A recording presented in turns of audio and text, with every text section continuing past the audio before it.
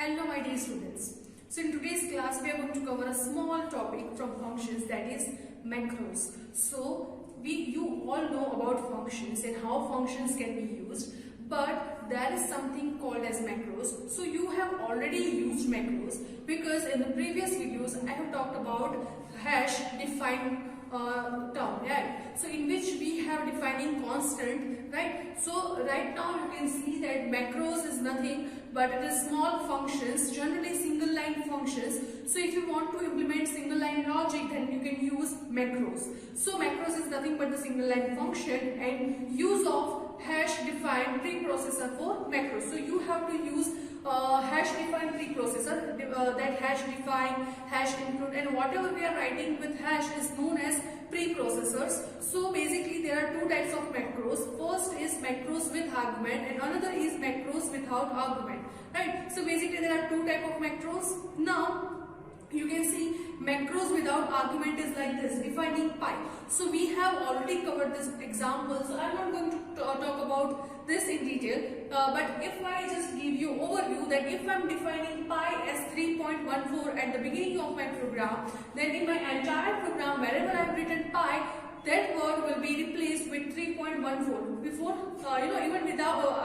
even before compile time. So that is macros without argument. Now I'm going to show you some examples of macros with argument. So you can see this example. First I have written stdio.h, then I have defined increment x. Now you all know that with define we used to write a word in uppercase letters only. So here I have written increment in uppercase. So wherever you see increment and then inside the brackets there is something called as x. So if kind of value x is there, you have to replace that with x plus x, right? So whatever increment, if I am writing increment 5, then it will do plus 5, right? So whatever the value is there as a parameter in macro of increment, it will be replaced with the third word over there. So here it will be replaced with plus x.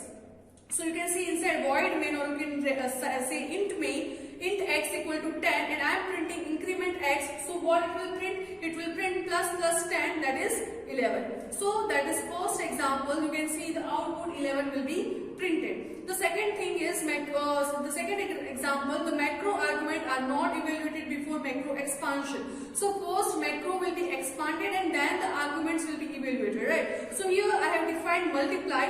So wherever my program will see multiply and instead the brackets I am writing a and b. Suppose I have written multiply 5 and 3, it will replace it with a into b, that is 5 into say 10 or something like that. So whatever the two numbers are there, we can multiply it by using macros as well.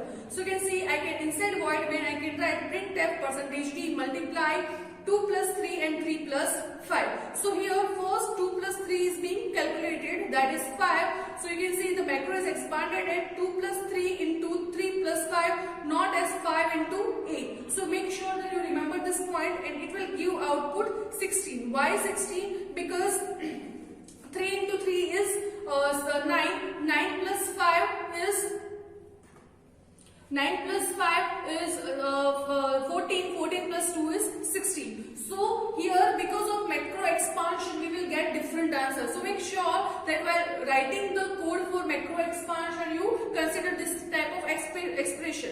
If you want to get correct answer over here, you can write macro as define, multiply A and B. After that, put a space, and then you can write A in brackets into B in brackets. So that's how we will get correct answer.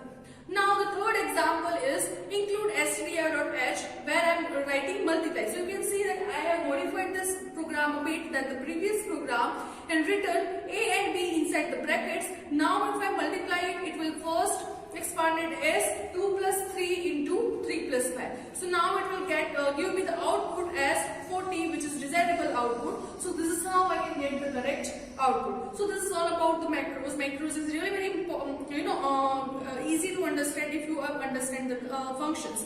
But instead of defining the separate function, we are just using macros by defining it as at the beginning of my programming. Macros are nothing but the function, but it is single line function. So you can use macros if the logic of function is very small, right? So this is all about today. If you have any doubt, you can comment below the comment section and ask me. See you in the next class. Thank you so much.